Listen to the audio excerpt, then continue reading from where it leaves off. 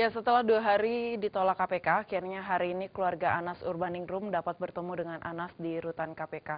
Mereka yang bertemu Anas adalah adik kandung Anas, Ana Lutfi, sementara loyalis Anas dilarang bertemu Anas karena untuk hari pertama kunjungan, KPK hanya memperbolehkan dari pihak keluarga. Keluarga Anas Urbaningrum Senin pagi akhirnya diperbolehkan bertemu dengan Anas di rutan KPK.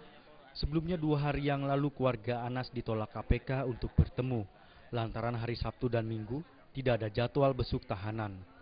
Mereka yang bertemu Anas adalah adik kandung Anas, Ana Lutfi. Ana datang dengan didampingi loyalis Anas, Tridianto. Selain bertemu Anas, Ana juga membawakan makanan dan barang untuk Anas, di antaranya sebuah buku karangan Tan Malaka. Saya sementara mewakili keluarga sebagai adik kandung Mas Anas mengawali yang pagi.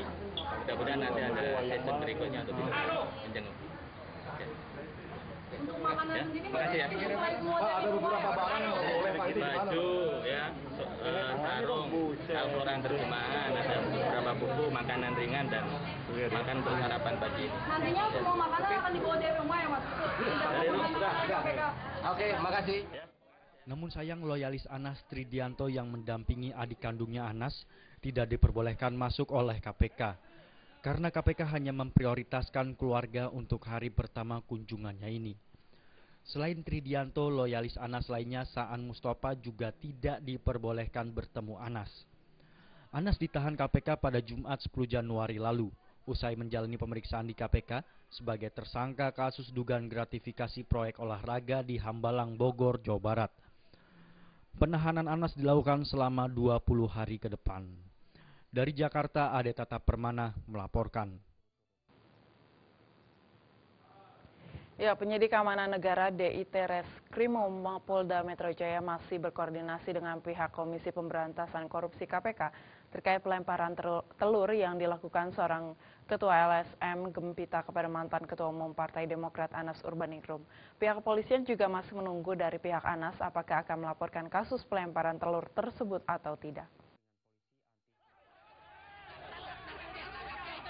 Terkait aksi pelemparan telur yang dilakukan oleh seorang ketua LSM Gempita kepada mantan ketua DPP Partai Demokrat Anas Urbaningrum, usai menjalani pemeriksaan oleh KPK pada Jumat kemarin, penyidik keamanan negara Kamnek Ditreskrimum Mapolda Metro Jaya masih berkoordinasi dengan pihak Komisi Pemberantasan Korupsi KPK.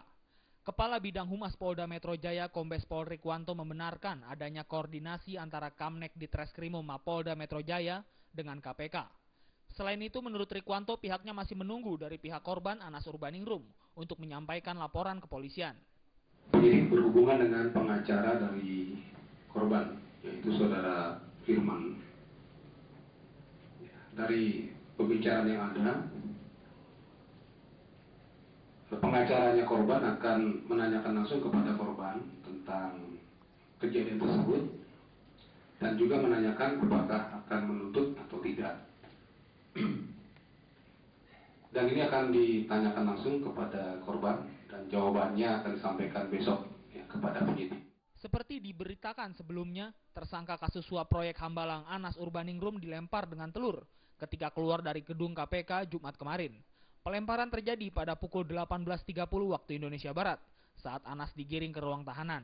Langkah Anas digiring ke rutan KPK sempat terhenti. Bahkan Anas sempat melihat si pelaku. Kendati Anas tidak cedera, namun telur yang dilempar sempat mengotori rambut Anas. Dari Jakarta, Zikri Amin melaporkan. Ya, kita beralih ke informasi seputar pemilu. Berdasarkan survei yang dilakukan Lembaga Survei Institut Riset Indonesia, INSIS, bahwa masyarakat cenderung menghendaki capres yang masih berusia muda seperti Gubernur DKI Jakarta Joko Widodo dan Wakil Ketua DPR Priyo Budi Santoso. Popularitas tokoh muda ini dinilai bisa menjadi modal penting dalam kancah Pilpres 2014, sebab dari hasil survei INSIS terungkap mayoritas responden menilai pentingnya ada regenerasi kepemimpinan nasional. Lembaga Survei Institut Riset Indonesia atau INSIS merilis survei seputar capres yang diharapkan rakyat. Dalam survei yang dilakukan sejak tanggal 4 Desember 2013 sampai 8 Januari 2014 terhadap 1.070 orang responden, di 34 provinsi di seluruh Indonesia. INSIS mencoba melakukan simulasi atau eksperimental tentang tingkat partisipasi pemilih. Di awal survei, responden ditanyai apakah akan menggunakan hak pilihnya atau tidak pada Pilpres 2014. Setelah itu, responden ditanyai tentang tingkat pengenalan sejumlah tokoh nasional yang dibedakan dalam 2 kategori, yakni usia di bawah 55 tahun dan di atas 55 tahun. Dari hasil survei yang dilakukan, hasilnya responden menghendaki Capres 2014 merupakan capres yang masih muda, seperti sosok Gubernur DKI Jakarta Joko Widodo atau Jokowi yang berasal dari PDI Perjuangan, yang lagi-lagi paling melejit popularitasnya. Di bawah Jokowi terdapat nama Wakil Ketua DPR yang juga Ketua DPP Golkar Priyo Budi Santoso, dan di urutan ketiga terdapat nama Hari Tanu Sudibyo, melonjak pesat sebagai tokoh muda di bawah 55 tahun. Memang yang terbanyak itu adalah pemilih usia produktif, pemilih pemula dan pemilih usia produktif. Jadi ketika muncul fenomena bahwa ternyata partisipasi pemilih akan lebih tinggi ketika capres-capresnya itu di bawah 55, itu tidak lepas dari jumlah dari pemilih yang memang lebih banyak pemilih muda daripada pemilih tua. Jadi tapi ini juga tidak bisa menjadi kesimpulan sederhana, gitu. Tidak bisa menjadi kesimpulan sederhana karena peneliti INSIS Muhtar W. Utomo menambahkan popularitas tokoh muda dianggap dapat menjadi modal penting dalam Pilpres 2014. Karena dari hasil survei yang dilakukan lembaganya terungkap bahwa mayoritas responden menilai penting adanya regenerasi kepemimpinan nasional, di mana total responden yang mengatakan regenerasi kepemimpinan penting dan sangat penting mencapai 93,44%, sedangkan yang mengatakan tidak penting dan sangat tidak penting hanya 2,71%. Dari Jakarta, Muhammad Adam Irhas melaporkan. Gerakan Kebinekaan untuk Pemilu 2014 yang berkualitas hari ini mendatangi kantor Bawaslu. Kunjungan gabungan beberapa LSM ini bertujuan untuk mengajak Bawaslu mengawal kebinekaan Indonesia di Pemilu 2014. Pemilu 2014 yang akan berlangsung pada April nanti merupakan salah satu momentum penting untuk mengukur kualitas demokrasi Indonesia, di mana salah satu tujuan pemilu adalah melahirkan pemimpin baru yang nantinya diharapkan lebih baik dan peka terhadap masalah kebebasan berekspresi, serta jaminan terhadap hak minoritas melalui cara yang adil. Untuk mencapai tujuan tersebut, Senin siang Gerakan Kebinekaan untuk Pemilu 2014 yang berkualitas mendatangi kantor Badan Pengawas Pemilu Bawaslu di Jakarta. Dalam pertemuan tersebut, gabungan beberapa organisasi masyarakat seperti ILRC, Wahid Institute, PGI, KWI, Ma'arif Institute, PP Muhammadiyah, dan Perludem.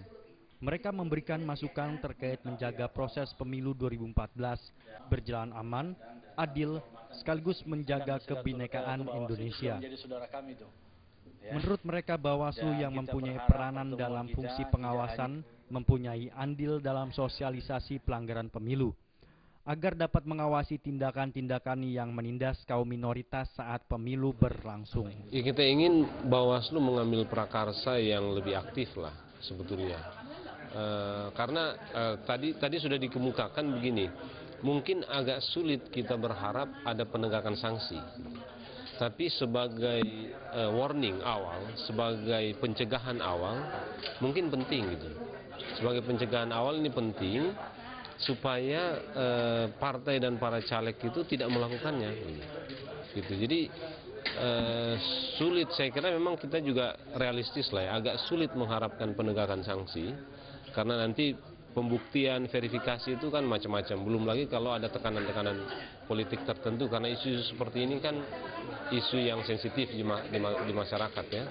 Tapi kalau sebagai sebuah gerakan pencegahan, saya kira lembaga seperti Bawaslu ini efektif gitu. Dari Jakarta, Hamjati Prasetyo dan Eko Yulianto melaporkan. Kami masih memiliki sejumlah informasi lainnya, diantaranya pedangan protes lahannya akan digusur oleh pihak TNI di Makassar. Informasinya setelah yang satu ini.